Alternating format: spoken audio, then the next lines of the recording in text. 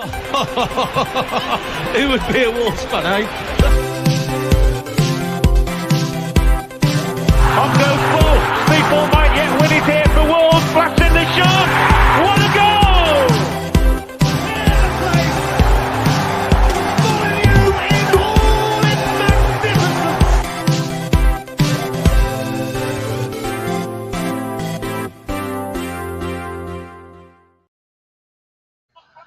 Good evening, Wolves fans. It's Little Dan here hosting the latest Wolves Fancast match preview episode, and it's absolutely boiling hot on this Thursday night.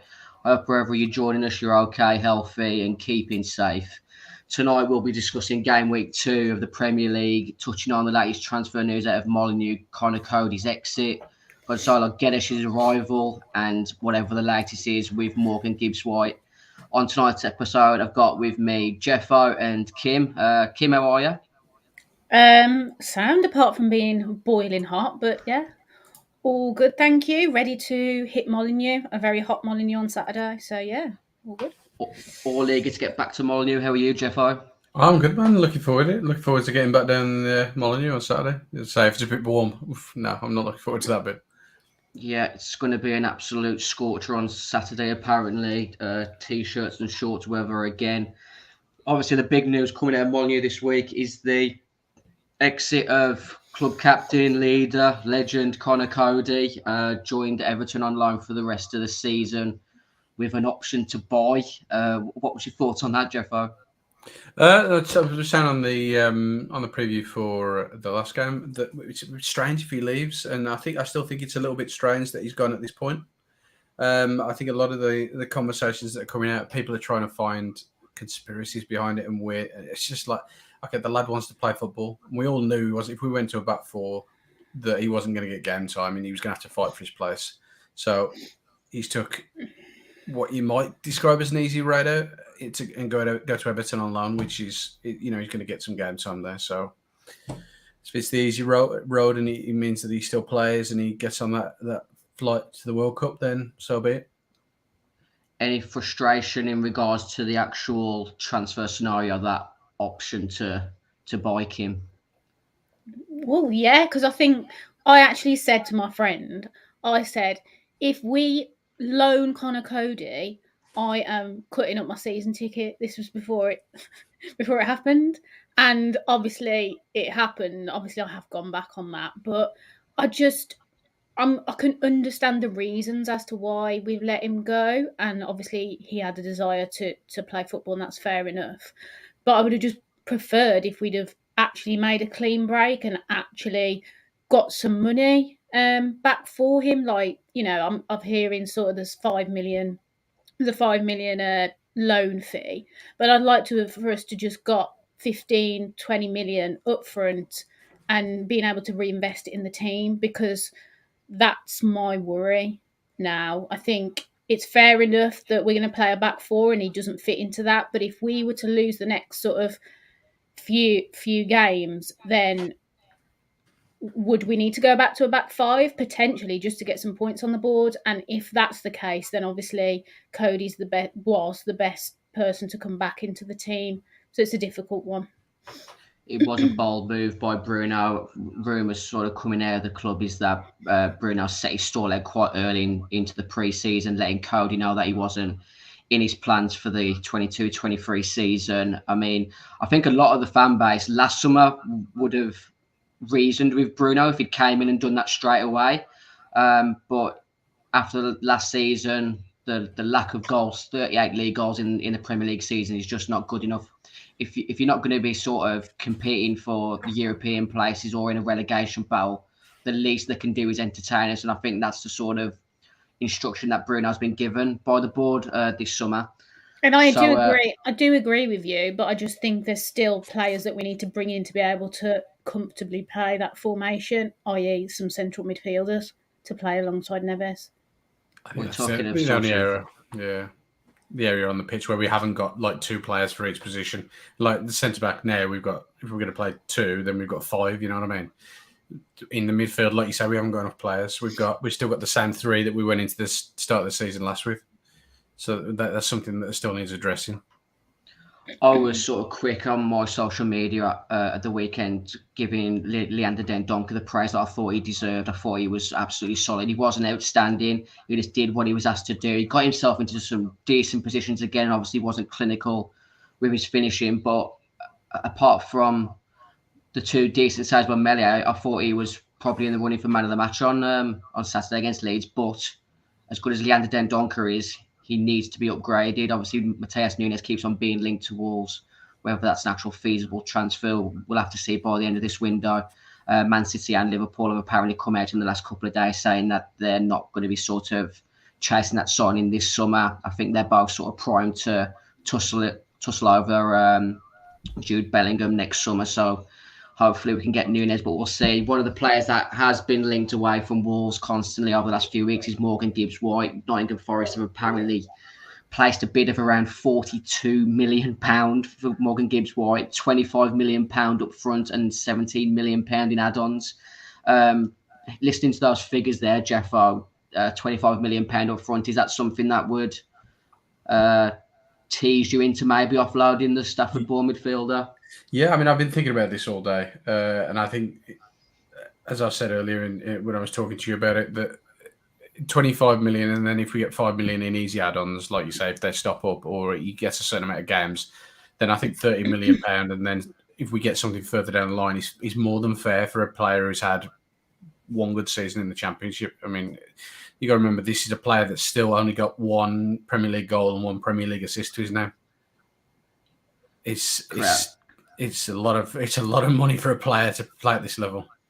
Nottingham Forest are throwing some serious money at this attempt to stay up this season. Obviously, Steve Cooper, great coach for what he's done so far. Was unlucky not to take Swansea up a season or so ago.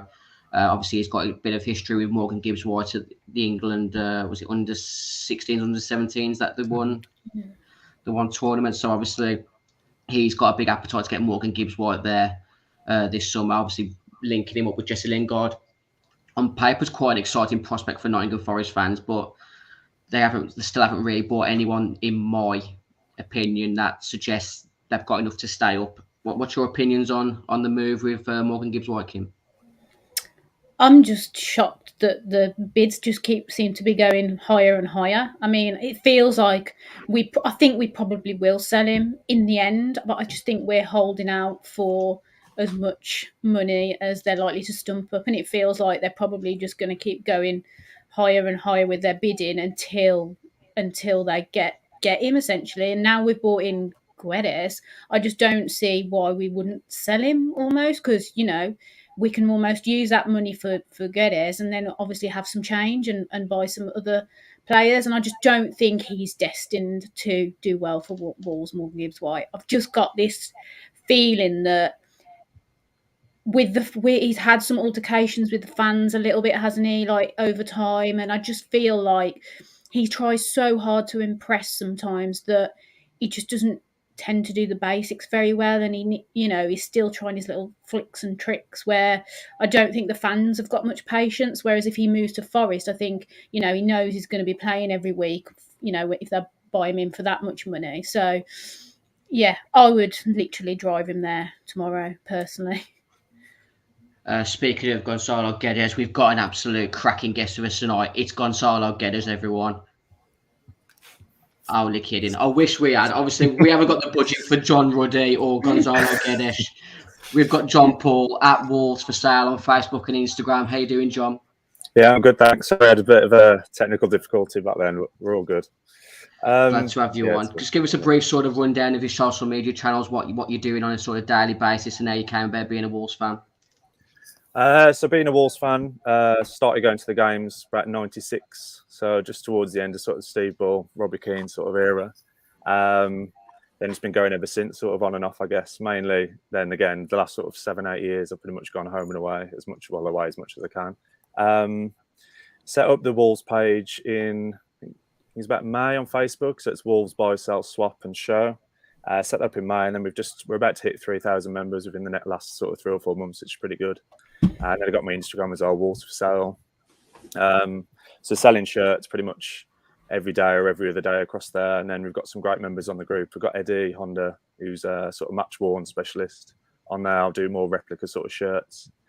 And then I got Steve Plant as well. He's got a lot of involvement on there, so it's going pretty well. Yeah. Just give the viewers at home just a brief rundown on the shirt that you're wearing currently, because that's a bit of a rare one, isn't it? So I thought I was having a dig through. I was trying to decide which one to sort of pull out the bag for the podcast. But this is the 2000 shirt. This is one of the concept designs for that year. So Admiral put this forward to the club. The club decided to go with the WWFC branding instead and went with a sort of rusty gold colour that year.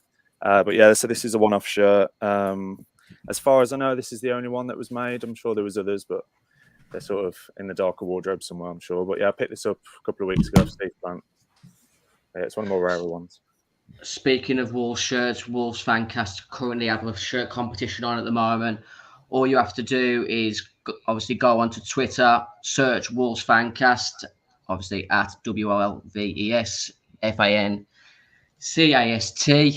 and find our pinned tweet. Find the print. Once you've found the pinned tweet, make sure you're following Wolves Fancast. Press the retweet on the pinned tweet, and we'll be picking a winner before the 3 p.m. kickoff on Saturday at home to Fulham. You can, just to repeat, all you have to do is retweet our pinned tweet, follow Wolves Fancast, and you'll be in the running for a new Wolves home or away shirt of your choice. Thanks for those who continue to follow Wolves Fancast, part of the 90 Min network. This week, game week 2 of Premier League, Wolves are home to Fulham. Last night, Wolves were actually drawn at home to Preston North End in the second round of the Carabao Cup North. A few other ties there: Bolton versus Aston Villa, Leeds at home to Barnsley in a sort of Yorkshire derby, Tranmere at home to Newcastle. I don't think there's any other big clubs there worth mentioning, to be honest, guys. So we'll quickly jump back to game week 2 of the Premier League. Obviously mentioned Wolves at home to Fulham. Aston Villa, Everton kick off the weekend, 12:30 on BT Sport. Arsenal versus Leicester, 3 o'clock. Brighton, Newcastle, 3 o'clock. Man City, Bournemouth, 3 o'clock. Southampton, Leeds, Wolves and Fulham finish off the 3 o'clock kickoffs. And then the Saturday night, 5:30 kickoff is Brentford versus Man United. Any sort of fixtures there, Kim, that take your fancy apart from Wolves versus Fulham? I can see a lot of goals in Man City Bournemouth for obvious reasons. I think, Bournemouth might be on their own goal line for the whole game. Arsenal Leicester, I can see Arsenal probably doing well. I don't think Leicester defensively are going to be great this season. I don't know. I think just goals. I think Southampton Leeds again, probably quite a good game in terms of probably goals, because both teams look awful defensively. And I fancy Brentford to turn Man United over. So that would be nice for our 5 game. I did. I think Jamie Carragher first made the comment about Eric Ten Hag, calling him Eric 10 months. The pressure's really started to rise on him already, isn't it? Obviously, away to Brentford on Saturday, another defeat there, and lack of transfer activity, and he's really under pressure, isn't he, Jeffo? Yeah. It's almost like a must-win game, second game of the season for him. They were so inept and pathetic against Brighton last week. I watched a video this morning where somebody was counting out the amount of mistakes they made for the first goal, and there were 7 individual mistakes on the pitch in the lead up to that first goal. It was an absolute catalogue of errors, and it's difficult. Ten Hag's got one of the hardest jobs in football right now. That club it's a complete rebuild. You know, you have to look at what Ferguson did in his final seasons there. And I know that's a long time ago now, but all that work was done with next to nothing. And they can't invest. Man United, although they throw lots of money, they've not really, when they've done it badly. And then now they can't do it. They can't invest in the right areas because no one will sell them because everyone's doing inflated prices. I think Gary Neville made the comment on Sunday when Manchester United were linked to the signing of Marco Arnautovic, and he said the first thing you do when Man United call is reject the bid. It's like we said, as soon as Man United are mentioned, you double your asking fee, don't you? John, looking at those fixtures there, if you had to sort of put your money on on one side other than Man City to pick up the 3 points? Who are you putting your money on? I think I'd probably be looking at Arsenal, to be honest. I don't know what's happened to Leicester in the last since the transfer window. I mean, losing Schmeichel for 1 million. There just seems to be a lot going on there behind the scenes, I think. And the way Arsenal can play, I know they're inconsistent as well. I just see Arsenal bagging a few goals at home there. Should be a good game, Arsenal versus Leicester. Obviously, Arsenal looked quite exciting the first probably half an hour against Crystal Palace before Palace came back into the game on Friday. Zinchenko and Gabriel Jesus seem to have made a massive impact for Arsenal. Any sort of, obviously, apart from Man City, Kim, who's your money on for the 3 points this weekend?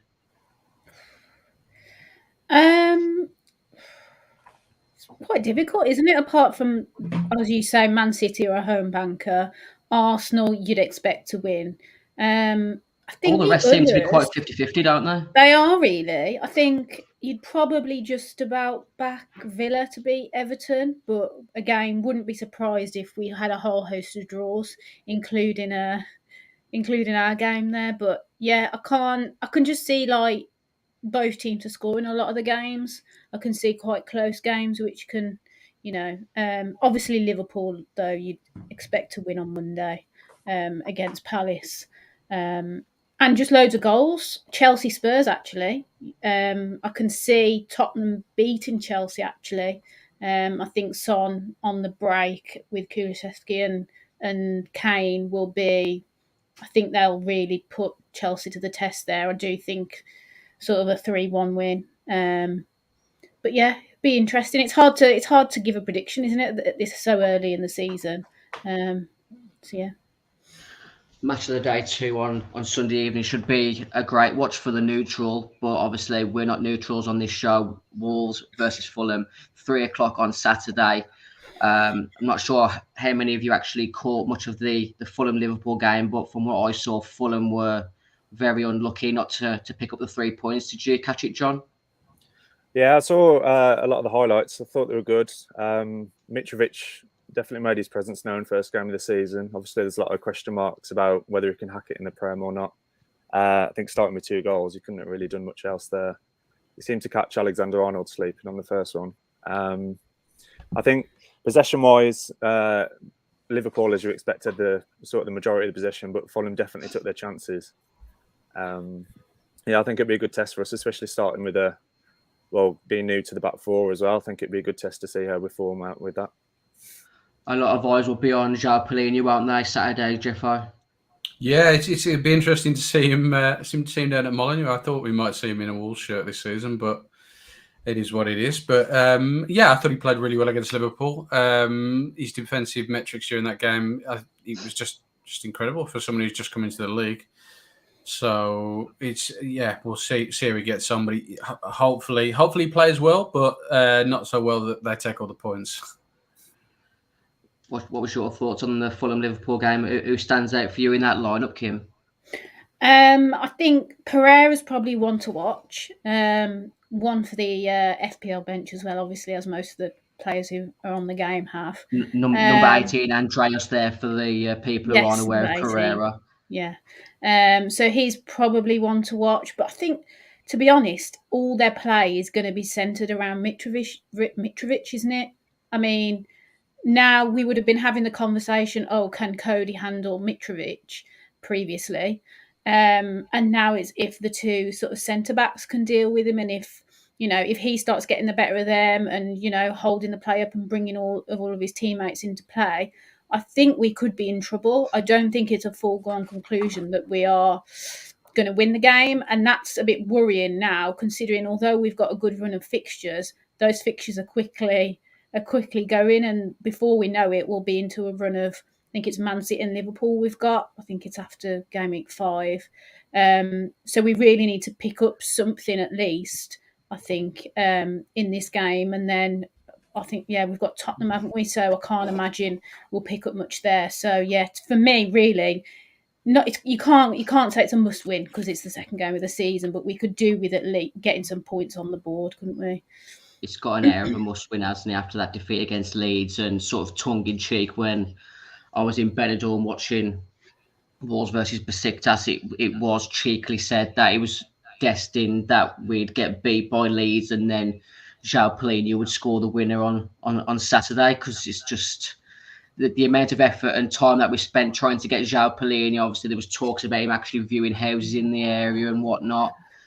For Wolves not to sign him and then going down a different route, and the way that he performed against Liverpool on Saturday, it's going to be a game. Obviously, he's going to be key in the battle of the midfield. Dendoncker, Neves. I mean, who else is likely to start for Wolves on Saturday? With the news that Hwang Hee-chan is apparently injured again. John Paul. I think, I don't know. I know Guedes is obviously, I think, going to be the first choice, but with him just coming to the club, it's not always that common, is it, that they go straight into the first 11? But then from there, where are we looking? I guess it's, I don't know.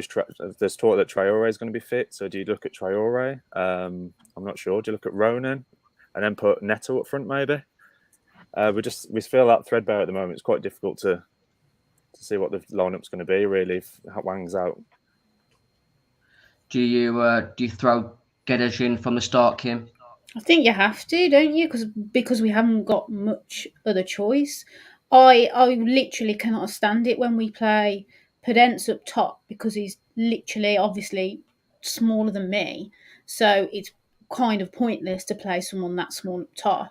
Who else are you going to pick up front? I just think at least Guedes, and I know he can play all across the front, but he has sort of played as a striker, albeit I think usually off another sort of main target man. But I think as you guys have said, obviously you don't usually bring a player who's just come in and start him right away. But I'm not sure we've got sort of any other choice really. I can just see us having like 4 or 5 wingers on the pitch, but no one in the box again.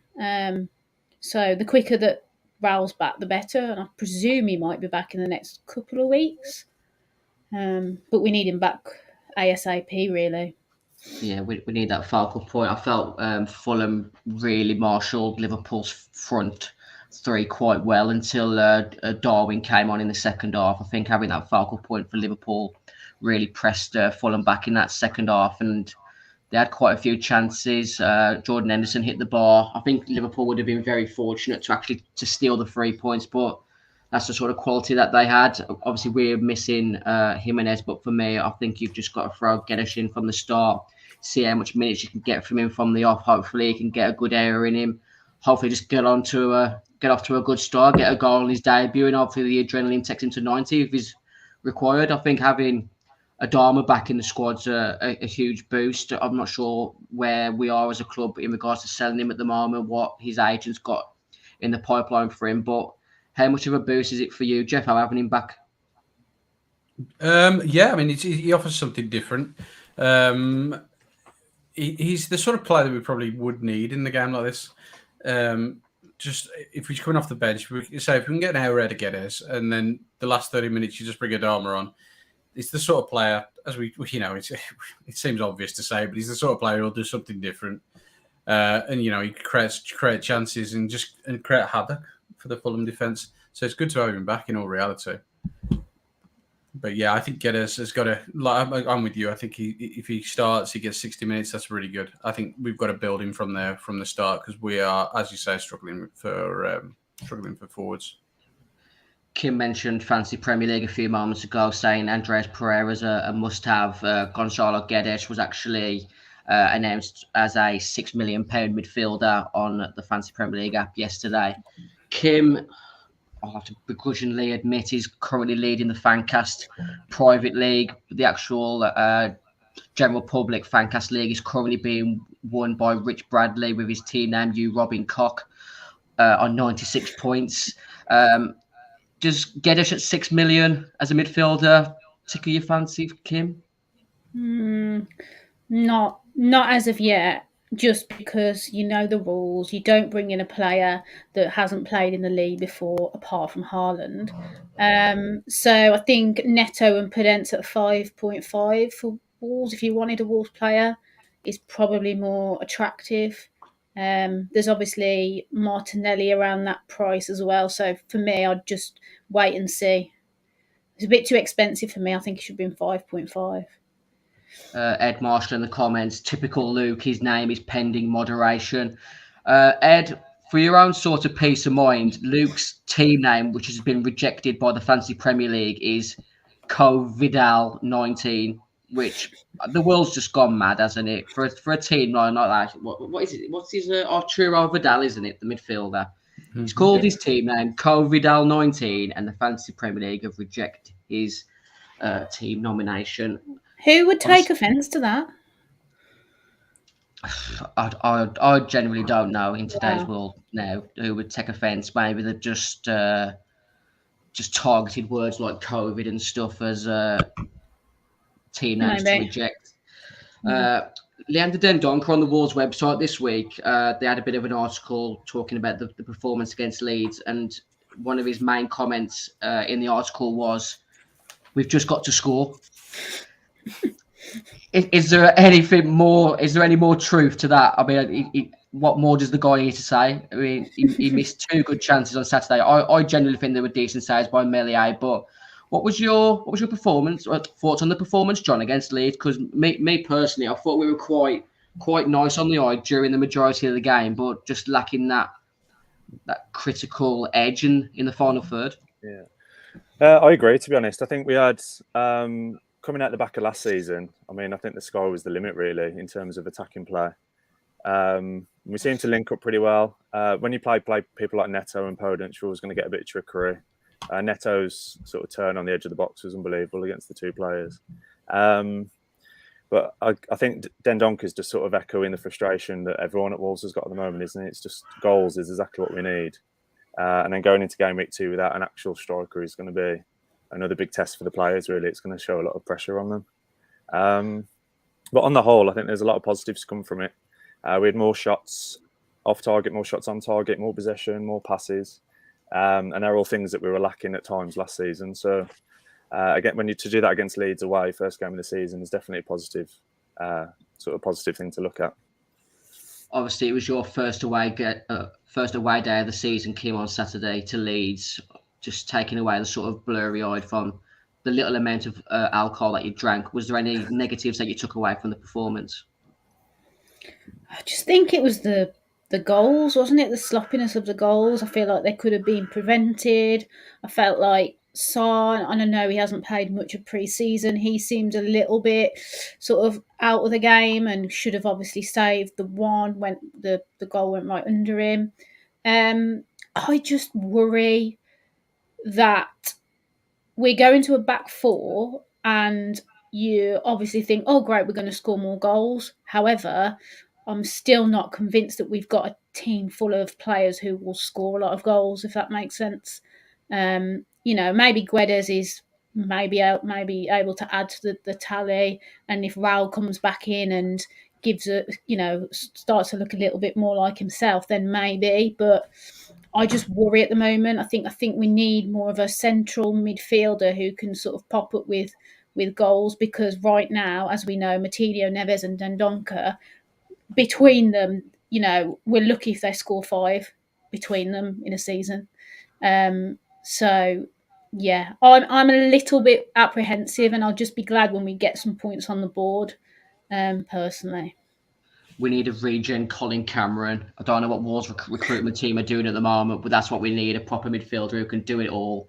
Just those late runs into the boxes, like Leander Dendoncker did just before half-time on Saturday. But we just need to be clinical in that final third. It's that part of the show that I hate. It's score prediction time. Neil Lewis in the comments. 5-1 Wolves win Saturday, guys and gals. I mean, Neil, I would absolutely bloody love it if we won 5-1 on Saturday. I'll take a 1-0, but under Bruno Lage this season, I want to see more goals. I'd rather see Wolves win 3-2 than stinking out games and trying to win 1-0. I'll come to you first. John is obviously a new guest on the show. What's your score prediction for Saturday? I'm sort of umming and ahhing between 1-1 and 2-1, but being an optimist, I'm going to go 2-1. I can see us getting the 3 points. Hopefully, it'd be great for us to get on the board. Obviously, those top 6 places are 3 points away at the moment, so we need to get back in there before it starts to drift away. Jeffo, your prediction? Yeah, I'm going to go 2-0. Ait Nouri and Guedes. Be great, wouldn't it? Guedes in the second half in front of the South Bank. Yeah, giving it large. Kim? I'm going to come across a little bit more negative now, but I'm going to go 2-2. I think we'll put the ball in the net, but I don't think we'll look very good defensively. Hopefully I'm wrong. Hopefully we'll get the 3 points at home on Saturday. I think it'll be 2-1 Wolves. I'm going with 2 Guedes goals on Saturday. I've already put the tweet out live. I think it's live soccer bet. They're giving odds of 28-1 for Guedes to score 2 or more on Saturday. And if I was a big gambler, I'd be putting a lot of money on that. Obviously, on the last episode that we did, the match preview, we mentioned Vicky Wright and the Wright family are putting on a experience night at the Prince of Wales Theatre in Cannock on the 20th of October. They'll be going through the Billy Wright story, talking about some of his classic matches, showing private family photos, and there'll be powerful contributions from legends of the game like Bobby Charlton, Kevin Keegan, David Beckham and the like. We're going to have a quick break now, and then we'll finish off with a quiz.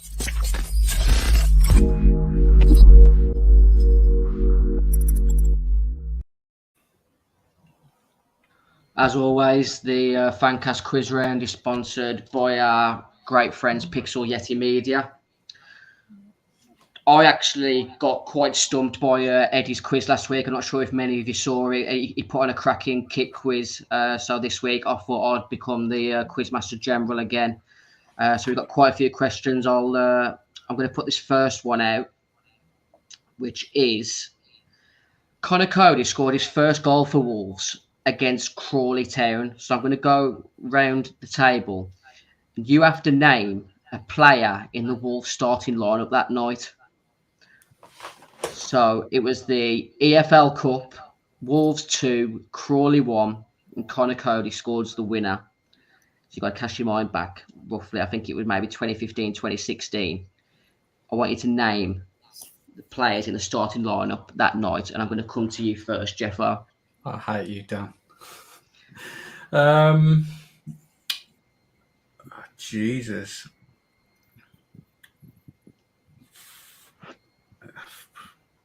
You really put me on the spot there. You've got to remember, this was the EFL Cup, so when I actually looked at this earlier, there were some decent, I was going to say decent. This weren't a great Wolves side, but the decent players in that Wolves side were on the bench that night. Oh, God. Oh, I'll just go Bennett. That's just, I don't think Ryan Bennett was even at Wolves. No, I don't think he was. I can't even, my brain's gone. You're straight out. Kim, can you have a guess? I'll go. I'm sure he was there at the time, but he might not have been playing. Danny Bart. Danny Bart was 1. John? I'm going to go with another defender. I'm going to go with Matt Doherty, I think. Matt Doherty was correct. I'll just keep a running score. Jeff, do you want to have another go? Nah. Nope. No, I'll stay out. Kim? God.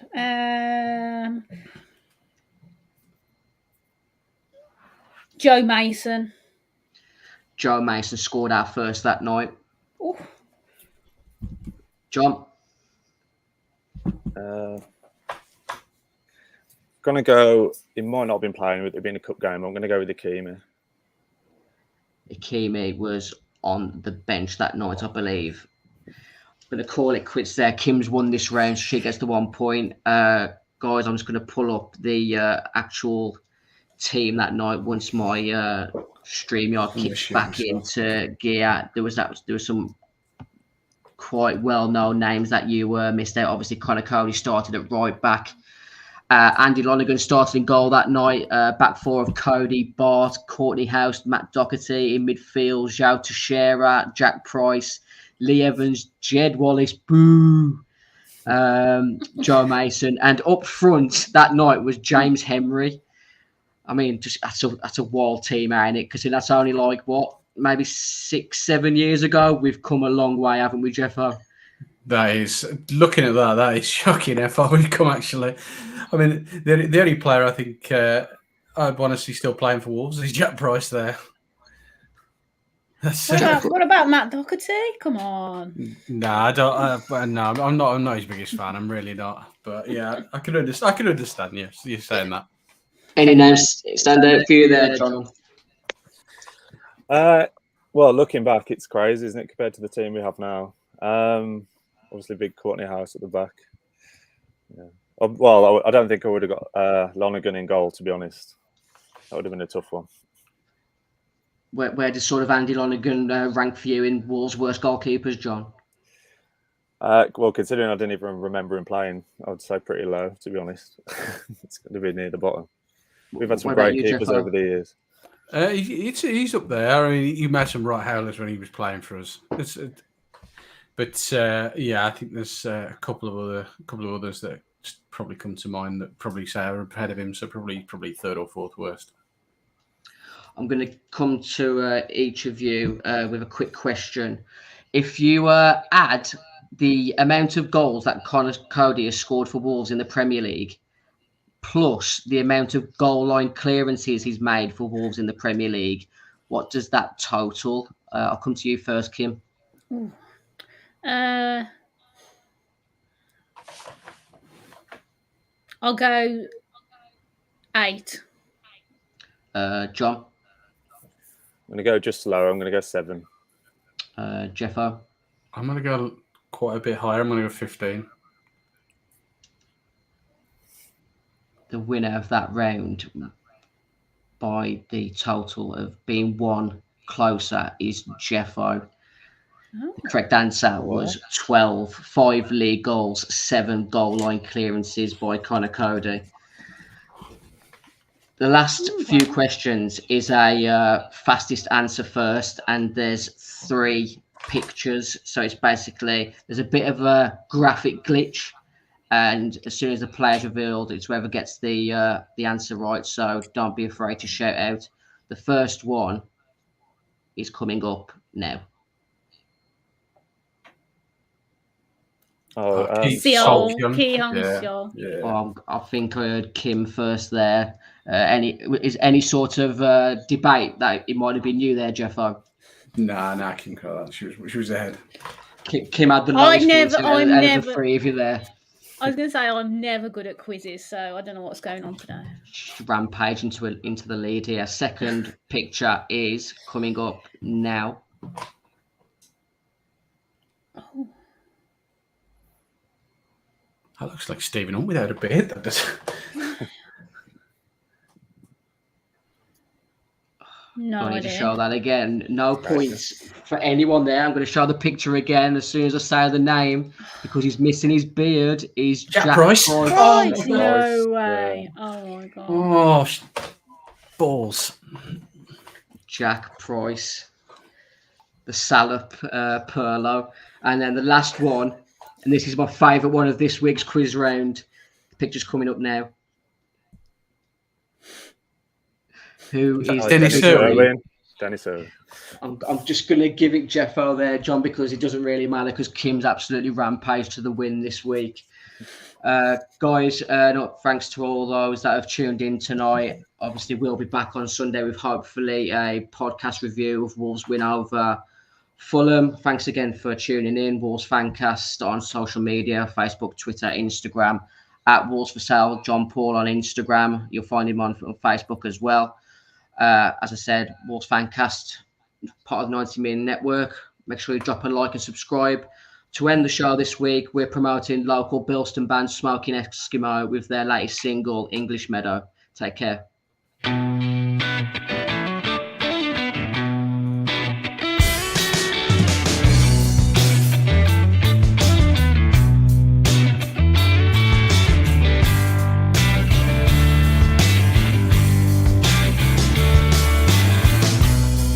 Just daydreaming about where the time has gone. Will it always wander on? Down by the water, well, I try to warm my bones. I skip a couple of stones into a black hole where no light can escape and nature hesitates.